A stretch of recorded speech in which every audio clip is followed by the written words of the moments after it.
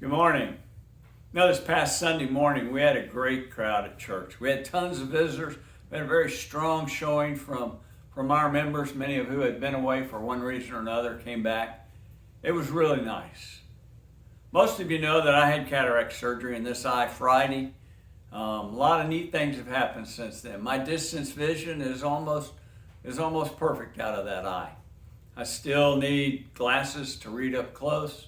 And I'm still waiting on the other eye. So, yeah, here we are. But one of the neat things I noticed is that when I cover one eye, things kind of look dim and all. When I cover the other eye, they're bright and white.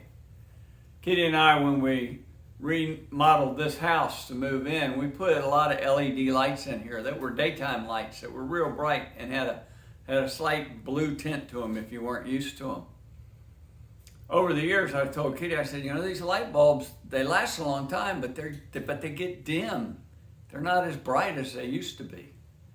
Well, since I had the surgery in this eye, if I cover this eye, everything looks white and bright.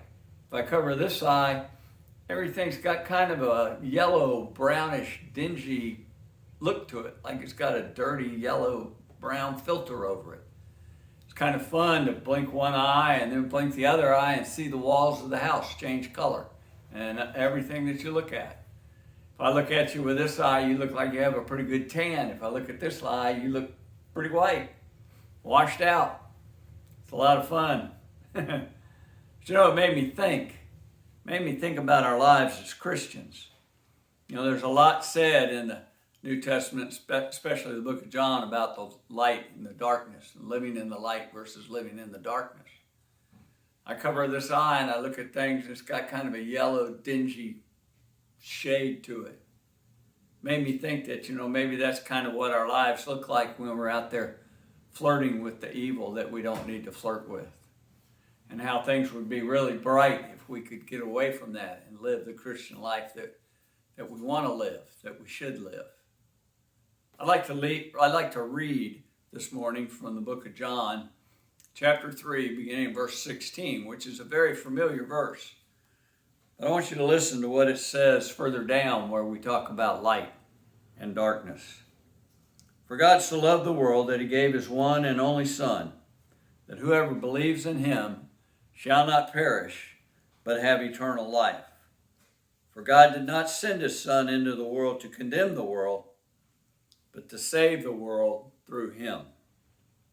Whoever believes in him is not condemned, but whoever does not believe stands condemned already, because he has not believed in the name of God's one and only Son.